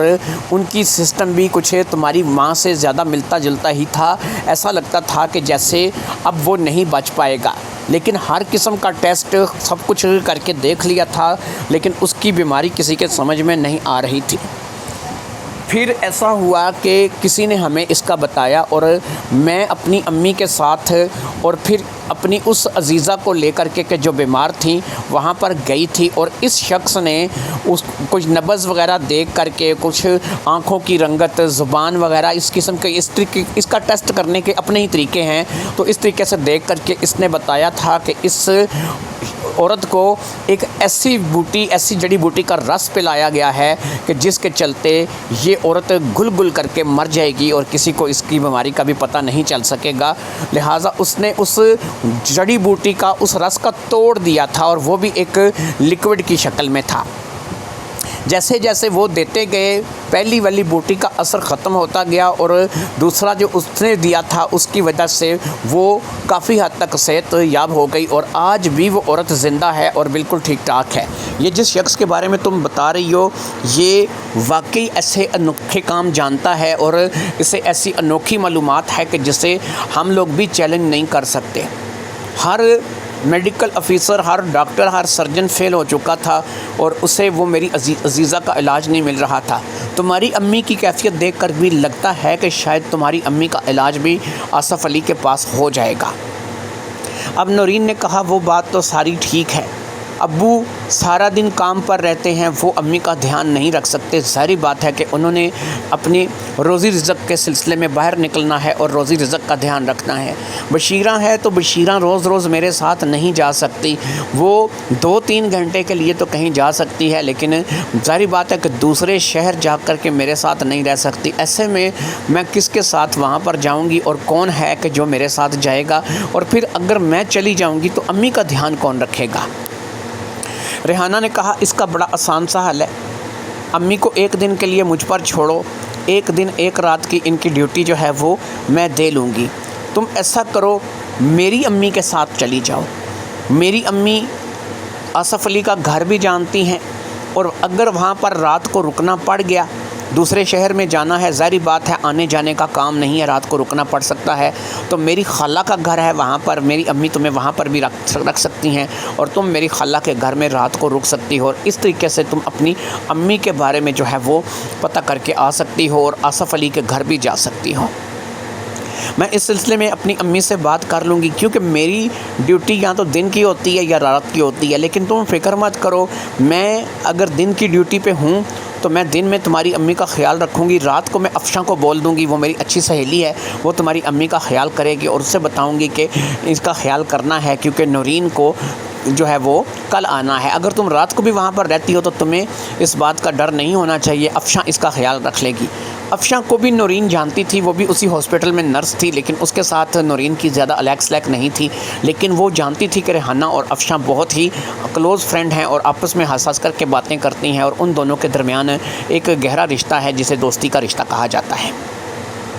لہٰذا ایسے میں ظاہری بات ہے کہ ریحانہ نے اس بات کی حامی بھر لی تھی کہ وہ امی سے بات کر کے اسے 1-2 روز میں جواب دے گی۔ ریحانہ نے دوسرے دن ہی جواب دے دیا، اس نے کہا کہ میں نے امی سے بات کی ہے، وہ بھی اپنی بہن سے ملنے کے لیے جانا چاہتی ہے، لہٰذا اسی بہانے وہ خالہ سے مل بھی آئے گی، اور تم میری امی کے ساتھ جو ہے وہ چلی جانا، پرسوں صبح تم تیار رہنا اور آصف علی کے گھر جانا ہے، اور اس کے بعد اس کو جو ہے اپنی ماں کے بارے میں بتانا ہے، جو کچھ بھی ہے یہ سب کچھ وہاں پر جا کر کے بتانا۔ ویسے تمہاری امی ساتھ چلی جاتی تو بہتر ہے، لیکن اگر تمہاری امی ساتھ نہیں بھی جا رہی ہے تو اس کنڈیشن کو جا کر کے اسے بتاؤ، ہو سکے تو تصویریں کھینچ کے لے جاؤ، ہو سکے تو اس کی کوئی ویڈیو بنا کر کے لے جاؤ کہ یہ ہاسپٹل میں اس حالت میں پڑی ہے اور اس کا جو ہے وہ علاج کرنا ہے اور کس طریقے سے اس کا علاج کرنا ہے۔ لہٰذا اب ایسا ہی ہوا، اور اس کے چلتے نورین نے اس بات کی حامی بھر لی کہ وہ ریحانہ کی امی کے ساتھ آصف علی کے گھر جائے گی، اور پھر آصف علی جو ہے وہ اس سلسلے میں ظاہری بات ہے کہ کام کرے گا اور کوئی نہ کوئی راستہ جو ہے وہ اس کی ماں کے لیے نکالے گا۔ وہ ریحانہ کی ماں کے ساتھ پرسوں صبح ہی وہاں دوسرے شہر کے لیے روانہ ہوگی۔ ریحانہ کی ماں بھی ریحانہ کی طرح ایک اچھی خاتون تھی، اور پھر وہ اسے لے کر کے سیدھا آصف علی کے گھر چلی گئی۔ آصف علی نے ویڈیو اور تصویریں دیکھنے کے بعد اور اس کیفیت کو نوٹ کرنے کے بعد کچھ چیزیں ایسی تھیں کہ جو ریحانہ نے اسے بتائی تھی۔ اس نے کہا تھا کہ تم اگر جا رہی ہو آصف علی کی طرف تو کم از کم اپنی ماں کی جو ہے وہ زبان کی تصویر کھینچ لو، اس کی آنکھوں کی تصویر کھینچ لو، کیونکہ ایسا ہی وہ چیک کرتا ہے، زبان دیکھتا ہے، آنکھیں دیکھتا ہے، اس کے علاوہ نبض وغیرہ دیکھتا ہے، لیکن ظاہری بات ہے نبض تو تم وہاں اسے جا کر کے دکھا نہیں سکتی، لیکن زبان اور آنکھوں کی رنگت سے وہ شاید اس بات کا اندازہ لگا سکے۔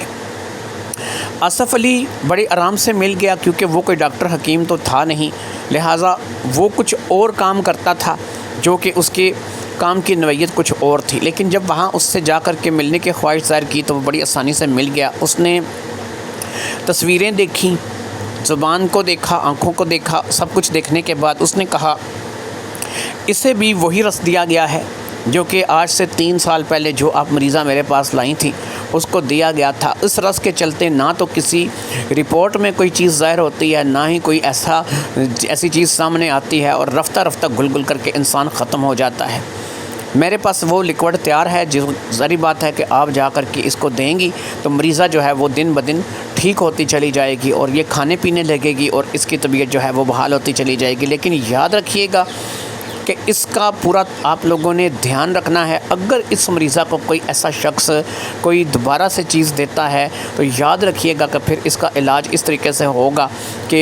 ہم ادھر سے علاج کریں گے وہ ادھر سے بیمار کرے گا، ہم ادھر سے علاج کریں گے وہ ادھر سے بیمار کرے گا۔ لہٰذا اس کے کھانے پینے کا خاص دھیان رکھنا ہے، اور کسی پر بھی اس کے کھانے پینے کو لے کر کے اعتبار نہیں کرنا ہے، تب ہی مریضہ ٹھیک ہوگی۔ مریضہ کا کھانا خود اس کی بیٹی اگر اپنے ہاتھوں سے بنائے اور اس سے ہر چیز اپنے ہاتھوں سے ڈالے، ہر چیز اپنے ہاتھوں سے کرنے کے بعد خود اپنی ماں کو اپنی نگرانی میں یہ چیز کھلائے، پانی خود وہ استعمال کرے کہ جو اس کی بیٹی کو پتہ ہو کہ میں اس پانی کو لے رہی ہوں اور یہ پانی بالکل ٹھیک ہے۔ اس لیے یاد رکھو کہ کسی پر بھی اعتبار نہیں کرنا، کوئی بھی شخص ایسا ہو سکتا ہے کہ جو اس کی جان لینے کے در پر ہو سکتا ہے۔ نورین نے اندازہ کر لیا کہ اگر ایسی کوئی بوٹی، ایسا کوئی رس ماں کو دیا گیا ہے تو اس میں کون ہو سکتا ہے کہ جس نے ماں کو ایسا کوئی رس دیا گیا ہو۔ گھر میں نورین کے علاوہ 2 افراد تھے کہ جن کے ساتھ نورین کا واسطہ تھا، ایک بشیرہ تھی اور ایک ظاہری بات ہے کہ اکبر علی تھا جو کہ اس کا سوتیلا باپ تھا، لیکن دونوں ہی ظاہری بات ہے کہ ایسے لوگ تھے کہ جن کے بارے میں نہیں کہا جا سکتا تھا کہ انہوں نے کوئی ایسا رس، کوئی جڑی بوٹی جو ہے وہ صابرہ کو دی ہوگی۔ پتہ نہیں کون تھا کون نہیں تھا، لیکن بہرحال اب احتیاط ضروری تھی۔ آصف علی نے وہ لکوڈ جو کہ توڑ کے طور پر استعمال ہونا تھا وہ دے دیا تھا، اور نورین ریحانہ کی ماں کے ساتھ اس لکوڈ کو لے کر کے واپس آ گئی تھی۔ ہاسپٹل میں آ کر کے چند قطرے جو ہے وہ اس کے منہ میں ٹپکا دیے گئے تھے، اور واقعی 2 سے 3 دن اسی طریقے سے وہ چند قطرے دینے کے بعد اس کی نہ صرف کہ چہرے کی رنگت واپس لوٹ آئی تھی بلکہ وہ کافی حد تک بہتر ہو گئی تھی۔ اس بات کے چلتے اب اس لکوڈ کو نورین نے اپنے پاس سنبھال کر کے رکھ لیا تھا اور اپنی ماں کو ہاسپٹل سے ڈسچارج کروا کر کے گھر لے آئی تھی۔ اکبر علی بھی خوش تھا کہ اس کی بیوی گھر واپس آ گئی ہے۔ بشیرہ بھی اس بات کو لے کر کے خوش تھی کہ چلو صابرہ کافی بہتر ہو گئی ہے۔ چلنا پھرنا تو اب بھی اس کے بس میں نہیں تھا، وہ بیچاری جو ہے وہ اسی طریقے سے گھسیٹ گھساٹ کر ہی اسے لایا جاتا تھا، لیکن بہرحال وہ کافی بہتر ضرور ہوئی تھی۔ اور پھر اسی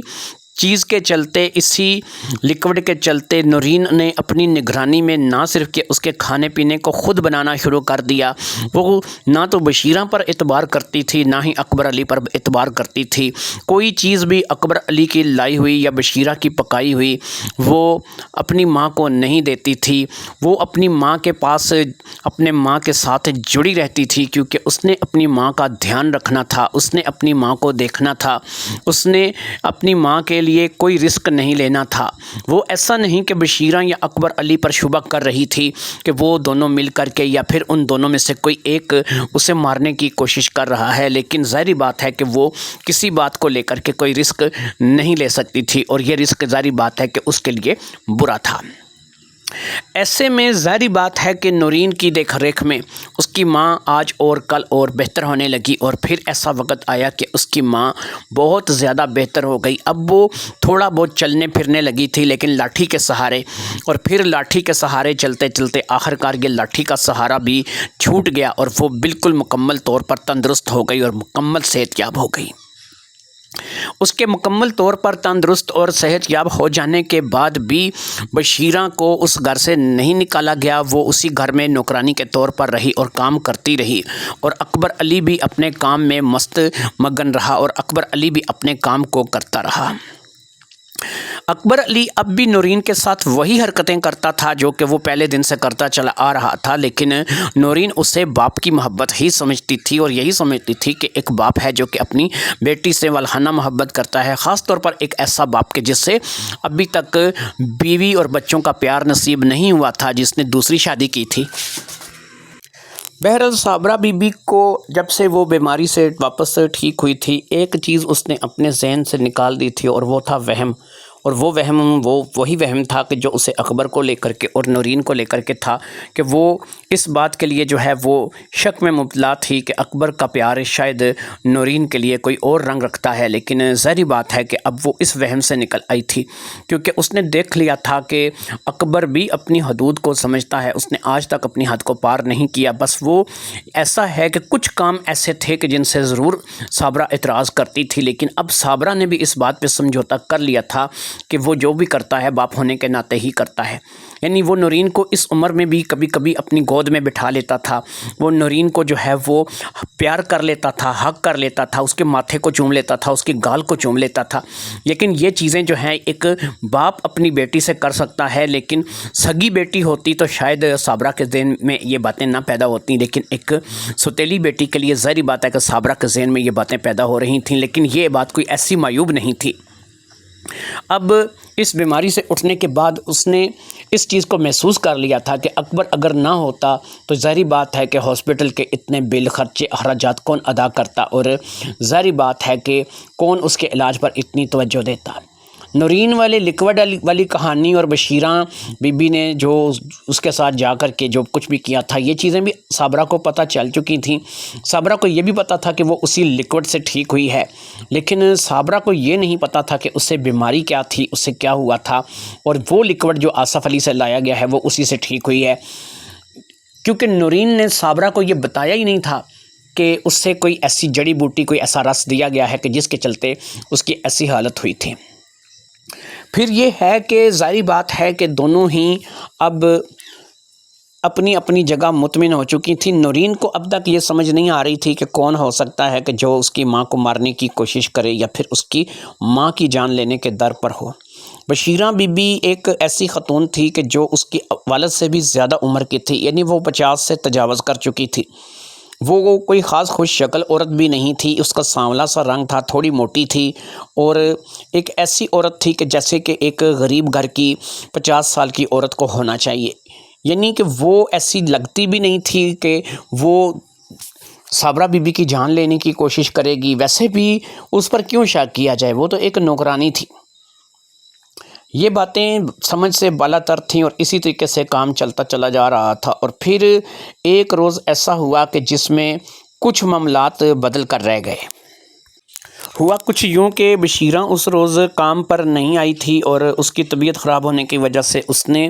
کہہ دیا تھا کہ وہ کام پر نہیں آ سکے گی۔ ہو سکتا ہے کہ 1 سے 2 دن وہ کام پر نہ آ سکے، لہٰذا اسے 1-2 روز کی چھٹی جو ہے وہ دے دی گئی تھی۔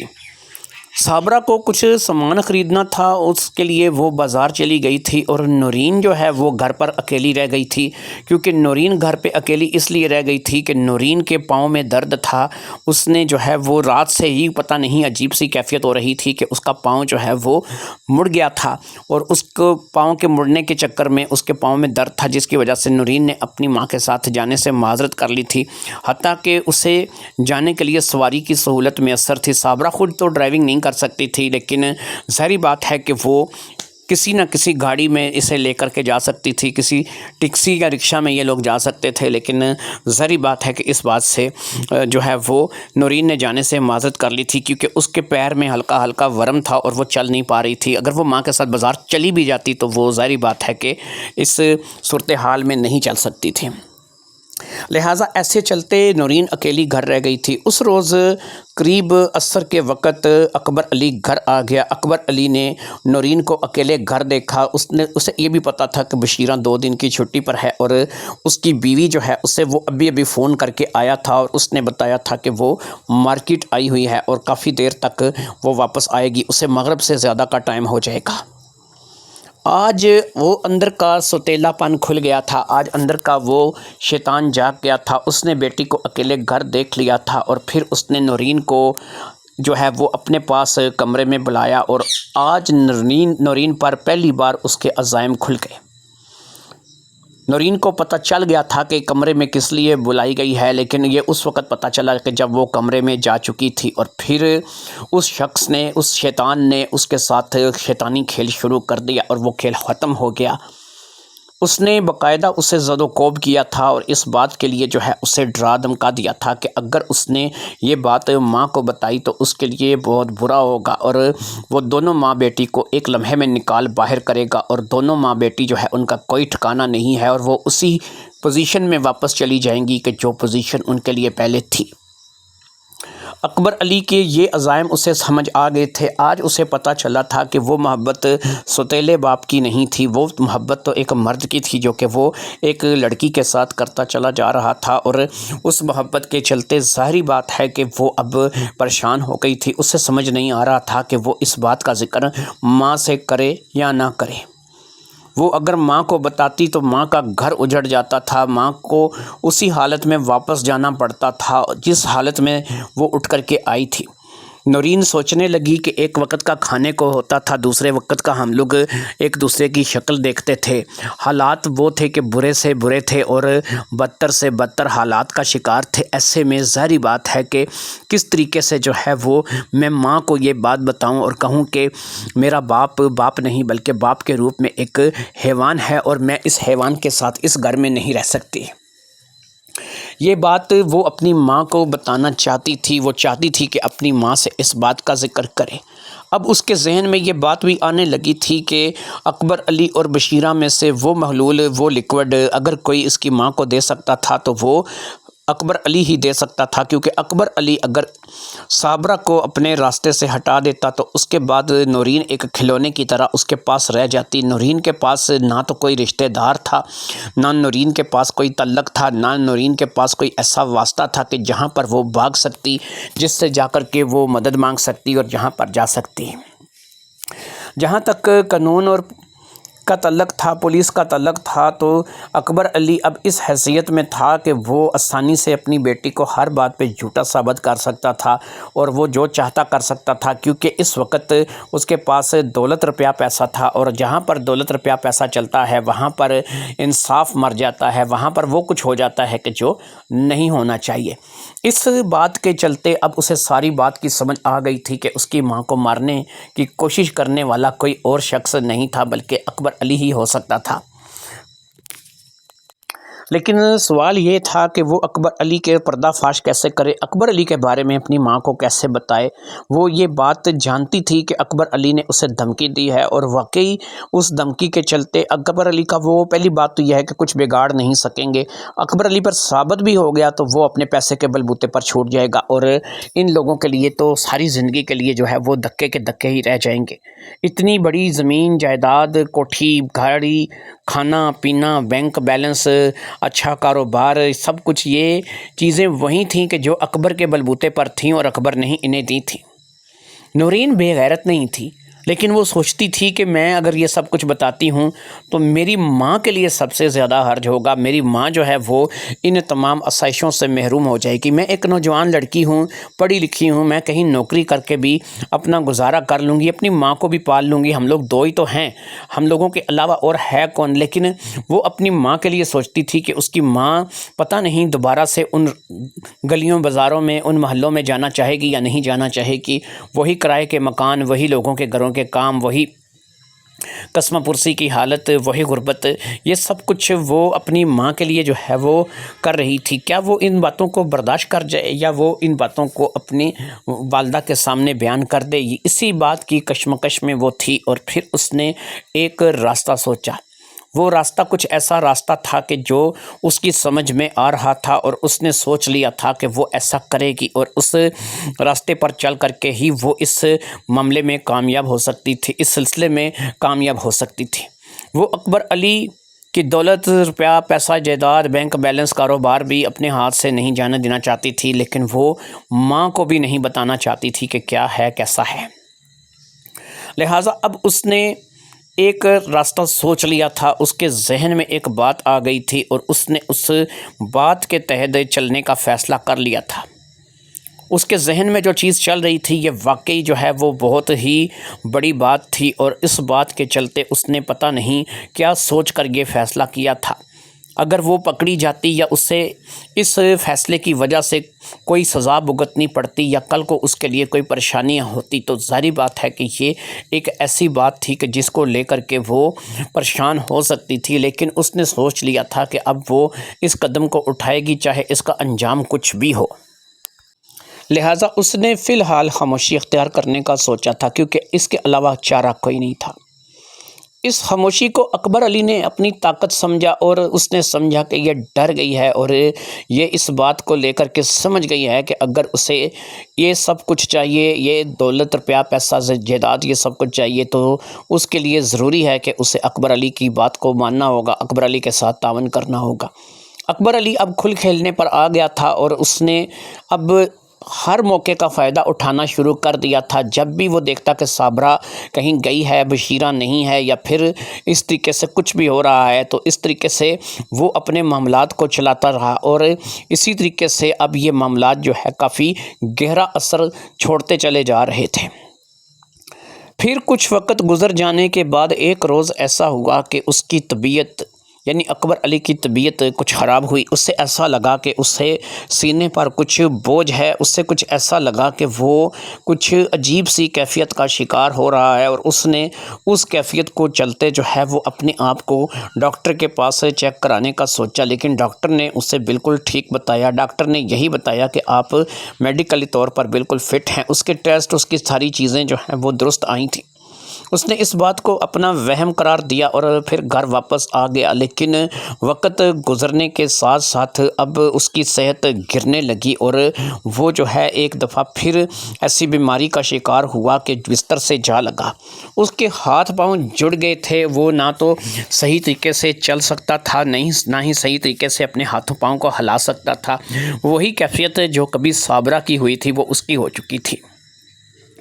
اس بات کو لے کر کے صابرہ نے اپنی بیٹی سے کہا کہ دیکھو بیٹی، یہ کیا ہو گیا ہے، اس کو تو ویسی ہی تکلیف نظر آتی ہے کہ جیسی کبھی مجھے ہو گئی تھی۔ اب جب اس نے اپنی بیٹی سے اس بارے میں کہا تو ساتھ ہی اس نے اپنی بیٹی سے کہا کہ وہی مخلول جو کہ تم میرے لیے لے کر کے آئی تھی اور مجھے تم نے دیا تھا، وہی مخلول تم اسے دو تاکہ یہ ٹھیک ہو جائے۔ اب نورین اپنی ماں کو ایک سائیڈ پر لے گئی اور اس نے اپنی ماں کو ساری بات بتا دی۔ اسے بتا دیا کہ اس شخص کو ٹھیک کرنے کا مقصد ہم دونوں کا ہمیشہ ہمیشہ کے لیے جو ہے وہ اس زندگی کو خیر آباد کہہ کر کے پتہ نہیں کون سی حالت میں ہم لوگ جا کر کے زندگی گزاریں گے، ہم لوگوں کے ساتھ کیا ہوگا کیا نہیں ہوگا، اور ہم لوگ اگر اس شخص کو جو ہے وہ اس محلول کو دے کر کے ٹھیک کرتے ہیں تو اس میں یہی چیز ہے کہ یہ شخص ٹھیک ہو جائے گا، لیکن ہم دونوں کے لیے یہ شخص کسی بھی مصیبت سے کم نہیں ہوگا۔ ساری بات سننے کے بعد صابرہ کا جی چاہا کہ وہ ابھی جائے اور اس بیمار پڑے شخص کے سر پر کوئی چیز دے مارے اور اسے دنیا سے ختم کر دے، لیکن ظاہری بات ہے کہ وہ ایسا نہیں کر سکتے تھے۔ اب دونوں ماں بیٹی کیونکہ اس راز کو جان چکی تھی، لہٰذا دکھاوے کے طور پر اسے ہاسپٹل داخل کروا دیا گیا، کیونکہ وہی کچھ کرنا تھا جیسا کہ اس نے صابرہ کے لیے کیا تھا۔ ہاسپٹل میں داخل کروانے کے بعد ظاہری بات ہے کہ نہ اس کی حالت سنبھلنی تھی نہ سنبھلی، اس کے تمام ٹیسٹ ہر چیز جو ہے وہ بالکل ٹھیک بتائی جا رہی تھی، لیکن کوئی اس کا علاج نہیں تھا۔ ہاسپٹل اس بار مختلف چنا گیا تھا تاکہ وہاں پر نہ ریحانہ ہو اور نہ ریحانہ جو ہے وہ اس بات کو سمجھ سکے، اور نہ ہی ریحانہ جو ہے کوئی ایسا مشورہ دے سکے کہ جس سے اکبر علی کے لیے جو ہے وہ کوئی سہولت پیدا ہو سکے۔ ظاہری بات ہے ریحانہ اس کی حالت کو دیکھ کر کے سمجھ جاتی کہ اس کے ساتھ بھی وہی کچھ ہوا ہے۔ ہر قسم کے ڈاکٹر سرجن نے اسے اچھی طریقے سے چیک کر دیا تھا، لیکن کوئی بھی کسی نتیجے پر نہیں پہنچ رہا تھا۔ ادھر اکبر علی کی صحت تھی کہ وہ دن بدن بگڑتی چلی جا رہی تھی، وہ گلتا چلا جا رہا تھا، اور پھر اسی طریقے سے اس کی زندگی جو ہے اس کی آخری دم قریب آتے چلے جا رہے تھے۔ اس کی دولت روپیہ پیسہ زمین جائیداد کچھ بھی اس کے کام نہیں آ رہا تھا، اور آخر کار وہ اپنی جان کی بازی ہار گیا۔ وہ اس دنیا سے چلا گیا، ایک شیطان صفت انسان ختم ہو گیا۔ اکبر کے چلے جانے کے بعد اس کو لے کر کے اس کی باڈی کو لے کر کے گھر آ گئے، اس کی تدفین وغیرہ کے انتظامات جو ہے وہ ہونے لگے، اور پھر اس کی تدفین جو ہے وہ کر دی گئی۔ اکبر اب اس دنیا میں نہیں رہا تھا، یہ سب کچھ اب صابرہ اور نورین کے پاس آ گیا تھا۔ یہ کوٹھی، یہ گاڑی، یہ بینک بیلنس، کام کاج کا جہاں تک تعلق تھا، ظاہری بات ہے کہ وہ ایک بڑے بازار میں دکان کرتا تھا، اور اس کی دکان جو ہے وہ بازار کی خوب مشہور دکان تھی اور چلتی تھی۔ اس میں ہر قسم کا منیاری خوزری کا سامان زیادہ تر رہتا تھا، اور ایک بڑی دکان تھی۔ نورین کیونکہ پڑھی لکھی تھی، اس لیے اس نے اپنے باپ کی جگہ یعنی ستیلے باپ کی جگہ دکان پر جانا شروع کر دیا تھا، اور وہ وہاں پر جا کر کے بیٹھنے لگی تھی، اور چند ہی لمحوں میں، چند ہی روز کے اندر اس کو بھی لوگ جاننے پہچاننے لگے تھے۔ اگرچہ ایک لڑکی بازار میں دکان کر رہی تھی، لیکن آج کے دور میں یہ کوئی بات معیوب نہیں تھی۔ بہت سی لڑکیاں جن کے بھائی یا باپ نہیں ہوتے وہ دکانیں چلاتی ہیں، کاروبار کرتی ہیں، اس لیے کوئی پریشانی کسی کو نہیں تھی۔ ان تمام باتوں کے چلتے اکبر علی سے صابرہ کو بھی اور نورین کو بھی چھٹکارا مل گیا تھا، اور وہ دونوں جو ہے اب اچھے طریقے سے اپنی زندگی جو ہے وہ گزارنے کے در پر آ گئی تھی۔ انہیں سمجھ آ گئی تھی کہ انہوں نے کس طریقے سے جو ہے وہ اپنی زندگی کو گزارنا ہے۔ ایسا ہے کہ جو بھی کیا تھا وہ غلط کیا تھا۔ اب نورین نے کیا کیا تھا کہ جب نورین آصف علی کے پاس اپنی ماں کا علاج لینے کے لیے ریحانہ کی ماں کے ساتھ گئی تھی، تو وہاں پر آصف علی نے وہ محلول کی بوتل دکھائی تھی کہ جس میں وہ محلول تھا، اور وہ بوتلیں کچھ کم نہیں تھیں، وہ کم سے کم کوئی 15 سے 20 بوتلیں تھیں جو کہ ایک الماری میں لگی ہوئی تھی، اور ان کے اوپر باقاعدہ جو ہے ریڈ پٹی لگائی گئی تھی، اور اس ریڈ پٹی کے چلتے وہاں پر باقاعدہ اس چیز کو لکھا گیا تھا کہ یہ وہی محلول ہے کہ جو تمہاری ماں کو دیا گیا ہوگا، جس کی وجہ سے تمہاری ماں کی یہ حالت ہوئی ہے۔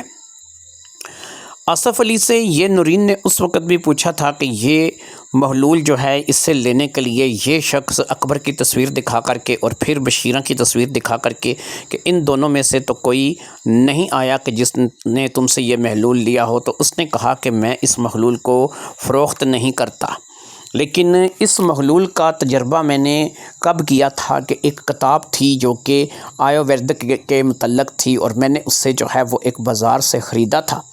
اس کتاب کے چلتے میں نے جو ہے اس محلول کو پڑھا تھا، اور پھر یہ کچھ جڑی بوٹیوں کو ملا کر کے ایک بنایا ہوا رس تھا جو کہ انسان کو اندر ہی اندر ختم کرتا ہے، لیکن اس کی حقیقت پتہ نہیں چلتی۔ اس نے آصف علی سے یہ معلومات لی تھی، اور آج جب اس نے یہ بات سوچی تھی کہ اکبر جیسے شیطان کو دنیا میں رہنے کا حق نہیں ہے، اس نے اس بات کا فیصلہ کیا تھا کہ وہ اس محلول کو حاصل کرے گی، اور اس محلول کو حاصل کرنے کے بعد وہ اس سے فائدہ حاصل کرے گی۔ یہی کچھ اس نے کیا۔ اس نے آصف علی کے پاس ایک دفعہ پھر گئی۔ آصف علی نے اس سے پوچھا کہ تم میرے پاس دوبارہ آئی ہو، کیا ہوا؟ اس نے کہا کہ آپ نے میری والدہ کے ٹھیک ہونے کے لیے جو لکوڈ دیا تھا، وہ لکوڈ بہت زیادہ جو ہے وہ اب کم پڑ چکا ہے۔ میری والدہ کی حالت بہت بہتر ہے، لیکن ابھی بھی وہ پوری طور پر ٹھیک نہیں ہے۔ آصف نے کہا کہ جتنا لکوڈ میں نے دیا تھا ویسے اس میں تمہاری والدہ کی طبیعت کو بالکل ٹھیک ہو جانا چاہیے تھا، لیکن اگر ابھی بھی تمہاری والدہ ٹھیک نہیں ہے تو میں کچھ جو ہے مزید تمہیں دے دیتا ہوں، لیکن یاد رکھے کہ اس کے بعد یہ آخری بار دے رہا ہوں اور نہیں ملے گا، کیونکہ یہ ایک مہنگی چیز ہے، اور اس سے صرف فی سبیل اللہ اس لیے دیتا ہوں کہ کسی کا بھلا ہو جائے۔ لہٰذا اس نے ایک 100 گرام کی شیشی جس پہ قاعدہ ڈراپر لگا ہوا تھا کہ جس میں سے قطروں کے ذریعے سے وہ دوائی دینی تھی، وہ ڈال کے دی تھی۔ اس نے کہا کہ بس یہ لے جاؤ، اور اس سے امید ہے کہ رہتی کسر بھی دور ہو جائے گی، اور تمہاری والدہ جو ہے وہ اب چلنے پھرنے لگے گی اور بالکل ٹھیک ٹھاک ہو جائے گی۔ جب وہ 100 گرام کی شیشی لینے کے لیے گھر کے اندر گیا تھا، اس وقت اس کی لیبارٹری سے، اس الماری سے جس کے بارے میں اس نے بتایا تھا کہ یہ وہ دوائی ہے کہ جو تمہاری ماں کو دے کر کے جس کے ذریعے سے اسے بیمار کیا گیا ہے، اس نے ایک بوتل نکال کر کے فٹافٹ سے اپنے بیگ میں ڈال لی تھی، اور یہ کوئی 500 ml کی ایک بوتل تھی جو کہ اس کے بیگ میں بڑی آسانی سے آ گئی تھی۔ پھر یہ وہاں سے جب واپس آئی تو اس کے بیگ میں وہ بوتل بھی موجود تھی۔ ماں کی لکوڈ کو لینے کا یا ماں کی بیماری کے توڑ کر لینے کا تو بہانہ تھا، یہ تو گئی ہی اس چیز کو لینے کے لیے تھی۔ اسے پتہ تھا کہ وہ لیبارٹری میں کہاں پر پڑی ہے۔ جب یہ ریحانہ کی ماں کے ساتھ گئی تھی تو اس نے باقاعدہ اس سے بتایا تھا کہ یہ وہ چیز ہے کہ جسے دے کر کے تمہاری ماں کو بیمار کیا گیا ہے۔ اب یہ اسے لے کر کے گھر آ گئی تھی، اور گھر آ کر کے اس نے اب آئے دن کسی نہ کسی چیز میں، کبھی پانی میں، کبھی سالن میں، کبھی کسی چیز میں، کبھی کسی چیز میں، کبھی شربت میں، کبھی کسی ڈرنک میں ملا کر کے یہ چیز اکبر علی کو دینی شروع کر دی تھی۔ اور پھر اس کا نتیجہ جب سامنے آنا شروع ہوا تو اکبر علی جو ہے وہ بیمار پڑنے لگا، اور اس کی بھی وہی کیفیت ہو گئی جو کہ کبھی صابرہ کی کیفیت تھی۔ انہوں نے بھی دکھاوے کے لیے اسے ہاسپٹل میں داخل کروا دیا، اور اس وقت اس نے اپنی ماں کو ساری حقیقت بھی بتا دی، اور اسے بتا دیا کہ میرا باپ جو ہے وہ باپ کے لانے کے لائق نہیں ہے، میں تو اس کی بیٹی بنی تھی لیکن یہ میرا باپ نہیں بنا۔ لہٰذا اسی بات کے چلتے وہ محلول اس حد تک دیا جا چکا تھا کہ اس محلول میں سے ابھی وہ 500 ml کی شیشی میں سے 200 ml بھی نہیں دیا گیا تھا کہ وہ اپنی جان کی بازی ہار گیا تھا، یعنی کہ اب وہ اس دنیا میں نہیں رہا تھا۔ 300 ml ابھی باقی تھا، اور وہ 300 ml ظاہری بات ہے کہ نورین نے سنبھال کر کے رکھ دیا تھا، اس سے ایسی جگہ چھپا دیا تھا کہ جس کے بارے میں صرف نورین جانتی تھی۔ نورین نے اپنی ماں کو بھی نہیں بتایا تھا کہ اس نے کس محلول کے ذریعے سے یا کس ذریعے سے اس کے باپ کو بیمار کیا ہے۔ اگرچہ صابرہ نے اس بارے میں پوچھا تھا، لیکن نورین نے اس بات کو ٹال دیا تھا، اور اس نے اس بات کو بتانا گوارا نہیں کیا تھا۔ جو توڑ والا محلول باقی وہ لے کر کے آئی تھی وہ قریب 200 ml تھا، اور وہ شیشی بھی اس نے اپنی ایک ایسی جگہ پر سنبھال کر کے رکھ دی تھی کہ جہاں سے کسی کو وہ مل نہ سکے۔ دونوں ہی چیزیں اس کے پاس موجود تھیں، یعنی کہ جس کے ذریعے سے وہ بیماری لگتی تھی اور جس کے ذریعے سے اس بیماری کا علاج ہوتا تھا۔ وہ چاہتی تو اس کا علاج کر سکتی تھی، وہ 200 ml اسے دے کر کے اسے ٹھیک کر سکتی تھی اور وہ دوبارہ سے اپنے آپ میں واپس آ جاتا، اپنی جان صحت میں واپس آ جاتا، لیکن اسے پتہ تھا کہ وہ ایک سانپ کو دودھ پلائے گی اور وہ اسے ڈسے گا ہی ڈسے گا۔ بیٹی ایک بڑی ہی نعمت ہوتی ہے، اللہ کی بہت بڑی رحمت ہوتی ہے۔ بیٹی چاہے سوتیلی ہو یا سگی ہو، وہ بیٹی ہی ہوتی ہے۔ ایسے میں کچھ لوگ جن کے ذہن میں گندگی ہوتی ہے، جن کے اندر درندہ صفتگی ہوتی ہے، وہ اپنی ہی بیٹیوں پر، اپنی ہی بہنوں پر اور پتہ نہیں کن کن رشتوں کو پامال کرنے کے لیے ان پر نظر جما کر کے بیٹھ جاتے ہیں۔ نورین کے مطابق ایسے لوگوں کو دنیا میں رہنے کا حق نہیں تھا۔ وہ جتنی بار بھی اس بات کے لیے آمادہ ہوئی تھی، اسے پتہ تھا کہ وہ مجبور ہے، فی الحال وہ مجبوری کے تحت ان باتوں کے لیے آمادہ ہو رہی ہے۔ پھر اس نے سچے دل سے اس بات کے لیے توبہ کی تھی اور اس نے اپنے آپ کو ہمیشہ کے لیے اس بات کے لیے وقف کر دیا تھا کہ وہ توبہ کرتی رہے گی، کیونکہ اس نے بہرحال جو کچھ کیا تھا وہ توبہ کرنے کے لائق ہی تھا۔ اسے نہیں حق تھا کہ وہ کسی کے لیے جو ہے وہ اس قدر گہرا فیصلہ کرے یا اس قدر بڑا قدم اٹھائے، لیکن عزت سے زیادہ جان کی قیمت نہیں ہوتی۔ عزت عزت ہی ہوتی ہے اور عزت جان سے بھی زیادہ عزیز ہوتی ہے۔ یہی چیز سوچ کر کے اس نے اتنا بڑا قدم اٹھایا تھا، یہی سوچ کر کے اس نے اتنا بڑا فیصلہ کیا تھا اور یہی چیز سوچ کر کے اس نے اپنی زندگی کو اس طرف ڈھال دیا تھا۔ وہ دکان پر جانے لگی تھی، اس نے اکبر علی کے کاروبار کو سنبھال لیا تھا، منہاری حوضری کا سارا کام تھا، اسے سمجھنے میں سوچنے میں وقت نہیں لگا تھا۔ 2 لڑکے باقاعدہ وہاں پر پہلے سے کام پر رکھے ہوئے تھے، جو کہ اب اسے باجی کہتے تھے اور اسی کی نگرانی میں جو ہے وہ دکان کی دیکھ ریکھ چلتی تھی۔ دکان کا سارا حساب یہ اکبر علی سے بھی زیادہ بہتر رکھ لیتی تھی۔ کاروبار تھا کہ اچھے طریقے سے چل رہا تھا، کب مال منگوانا ہے، کہاں سے منگوانا ہے، سب کچھ اسے سمجھ آ چکی تھی اور یہ اچھے طریقے سے چل رہی تھی۔ کوٹھی اپنے پاس تھی، گاڑی اپنے پاس تھی، ماں خوش تھی اور پھر بشیرہ کو بھی انہوں نے گھر میں رکھا ہوا تھا، کیونکہ اگر ماں گھر میں اکیلی ہے تو کم از کم بشیرہ اس کے پاس ہوگی جو کہ اس کی مدد کرے گی اور کام کاج میں اس کا ہاتھ بٹائے گی۔ اسی طریقے سے زندگی اچھی ڈگر پر چل نکلی تھی، زندگی تھی خوشحال ہو گئی تھی، اور ایک شیطان تھا جو کہ ہمیشہ ہمیشہ کے لیے واصل جہنم ہو چکا تھا، جس نے ہمیشہ ہمیشہ کے لیے ان لوگوں کا پیچھا چھوڑ دیا تھا، یا یوں کہیں کہ نورین نے اس سے پیچھا چھوڑا لیا تھا۔ دوستو، امید کرتے ہیں کہ آپ کو یہ کہانی پسند آئی ہوگی اور اس کہانی کے لیے آپ اچھا فیڈ بیک دیں گے۔ فیملی جگ بیتی کہانیاں اگر آپ سننا چاہتے ہیں، آپ ہمارے چینل کو سبسکرائب کر کے ویڈیو کو لائک کریں۔ بہت سے واقعات، بہت سے قصے کہانیاں ابھی باقی ہیں، سینکڑوں ہو چکے ہیں، ہزاروں باقی ہیں۔ انشاءاللہ تعالیٰ آپ کو اسی طریقے سے مزے کی کہانیاں سناتے رہیں گے۔ یہ کہانیاں میری اپنی ذاتی کریشن ہے، میں جو سوچتا ہوں وہ بول دیتا ہوں، بس ایسا ہے۔ کچھ لوگوں کو یہ ہوتا ہے کہ بھائی جان آپ کہانی سناتے ہوئے کچھ چیزوں کو دہراتے ہیں۔ بھائی ایک چیز سمپل ہے، اگر کوئی ناول ڈائجسٹ یا کوئی کتاب آپ نے پڑھنی ہے نا تو اس میں ایک ترتیب سے کوئی چیز لکھی ہوتی ہے، لیکن جب انسان اندر سے بول رہا ہوتا ہے، وہ اپنی اس کی من کی آواز ہوتی ہے، وہ خود اسی وقت کریٹ کر رہا ہوتا ہے وہ اس چیز کو۔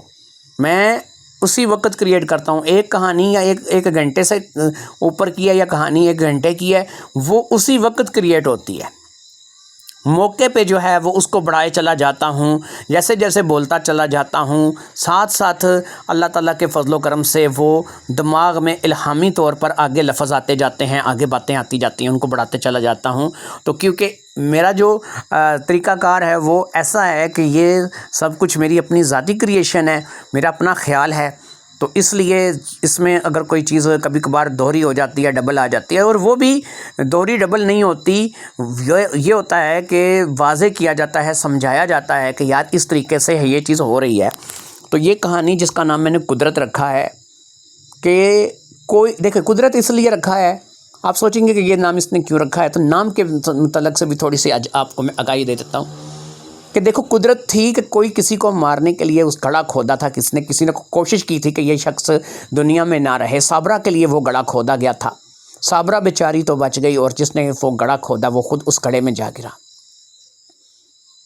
تو یہی چیز ہے کہ انسان سوچتا کچھ ہے ہوتا کچھ ہے، اور وہی ہوتا ہے جو اللہ تعالیٰ کی ذات کو منظور ہوتا ہے۔ امید کرتے ہیں کہ آپ کو یہ کہانی پسند آئی ہوگی۔ باقی فضا وائس کارنر اور نایاب سٹوری کارنر کے نام سے ہمارے چینل ہیں دو، اور اب صبا وائس کے نام سے میں ایک چینل بنانے جا رہا ہوں۔ انشاءاللہ تعالیٰ بہت جلد صبا وائس کے نام سے ایک چینل آئے گا جو کہ آپ کو ملے گا، اور اس پہ میری سسٹر ہیں چھوٹی کہ جنہوں نے خود ماشاءاللہ یہ آپ کو بتاتے چلیں کہ یہ ہمارے ہاں اللہ تعالیٰ کی طرف سے قدرتی طور پہ جو ہے نا ہمارے اندر ایک صلاحیت ہے، یہ اللہ نے دی ہے۔ تو میری جو سسٹر ہیں وہ کہانیاں کریٹ کریں گی اپنے دماغ سے، انہوں نے بہت سی کہانیاں جو ہیں وہ سوچ رکھی ہیں، بنا رکھی ہیں، تو انشاءاللہ تعالیٰ انہیں بھی سپورٹ کیجیے گا۔ صبا وائس کے نام سے ان کا چینل آئے گا، صبا وائس کارنر، تو ان کو بھی سپورٹ کیجیے گا، دیکھیے گا۔ ان کا انداز اپنا الگ ہوگا کہانی سنانے کا، میرا اپنا الگ انداز ہے، وہ پھر کہانی آپ کو سنائیں گی۔ خاندانی، گھریلو، جگ بیتی، معاشرتی، یہ ہمارے ٹاپک ہیں۔ یاد رکھیے ہمارے ٹاپک میں وہ چیز نہیں ہے جیسا کہ آپ لوگوں کو جو ہے وہ ایک تھرڈ کلاس قسم کی چیز دی جاتی ہے، اور وہ جو ہے نہ تو فیملیز میں بیٹھ کے نہ پڑھنے نہ سننے کے قابل ہوتی ہیں۔ یہاں پر اگر ہمارے کہانی میں کوئی چلتے کوئی ایسا منظر، کوئی ایسی بات آ بھی جاتی ہے تو اسے اس طریقے سے ڈکے چھپے الفاظ میں بیان کر دیا جاتا ہے کہ آپ لوگ جو ہے وہ فیملی میں بیٹھ کر بھی شرمندہ نہ ہوں، آپ کو پتہ چلے کہ یہ باقاعدہ طور پر جو ہے وہ ایک ڈکے چھپے الفاظ میں یہ بات بیان کی گئی ہے، اور اس میں کوئی واضح کوئی کسی چیز کو نہیں کیا جاتا۔ یہی کہانی کی خوبصورتی ہے، آپ کہانی کو جو ہے وہ اس طریقے سے بھی سنا سکتے ہیں۔ باقی یہ ہے کہ انسان کا اگر اپنا ذہن ہو کہ وہ اچھی بات کرنا چاہتا ہے تو وہ بری بات کو بھی اچھے نظریے سے پیش کر سکتا ہے، بس اسے طریقہ آنا چاہیے۔ امید کرتے ہیں کہ آپ کو ہماری کہانیاں پسند آئیں گی۔ اللہ پاک آپ پہ رحمت کرے، اللہ کی رحمت فضل و کرم میں آپ رہیں۔ میرے لیے دعا کریں، اپنے لیے دعا کریں، میرے بچوں کے لیے دعا کریں، اپنے بچوں کے لیے دعا کریں۔ اللہ تعالیٰ آپ کو خوش و خرم رکھے۔ آج کی اس کہانی سے اجازت دیجیے، انشاءاللہ تعالیٰ اگلی کہانی میں ملاقات ہوگی۔ اللہ حافظ۔ السلام علیکم ورحمۃ اللہ وبرکاتہ۔